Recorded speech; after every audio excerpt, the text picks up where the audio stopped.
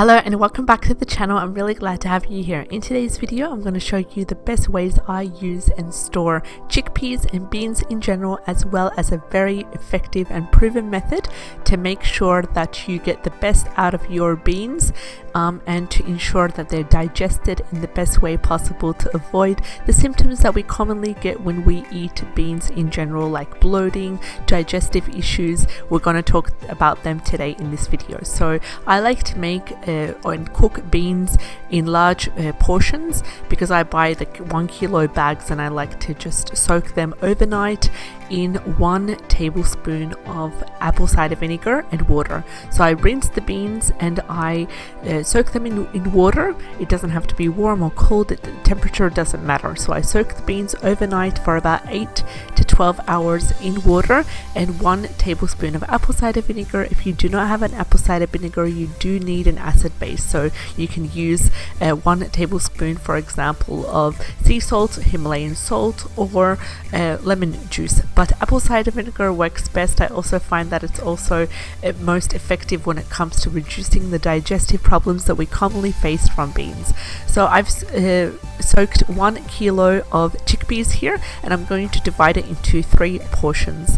The first portion I'm going to freeze in Ziploc bags. It can be used to make future chickpea dip, hummus in the future. Just take out of the freezer and defrost when needed. Also, we like to use beans and chickpeas in general in a lot of our future recipes, like baked falafels, for example, where we tend to use cooked chickpeas compared to the raw chickpeas that are traditionally used in the common falafel recipe. As well as we like to use them in stews. We like to use them with rice and in many different soups as well, now that winter has approached. So I soak the chickpeas in an acid base for about 6 to 12 hours. And what the acid base does is that it removes the phytic acid that is in chickpeas, that is in beans and legumes, as well as in nuts. So I use that method for nuts as well, and all kinds of different legumes.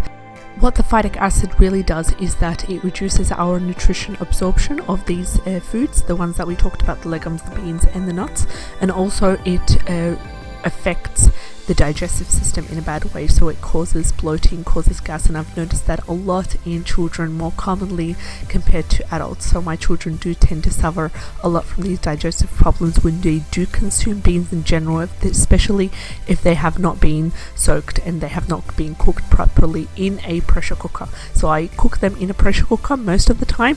This time I could not cook them in a pressure cooker. I simply put them in a large pot with water, and I rinse them, and I replace the water and put them on high heat for about 2 to 3 hours, and then for the last half an hour of cooking I just put them on medium heat.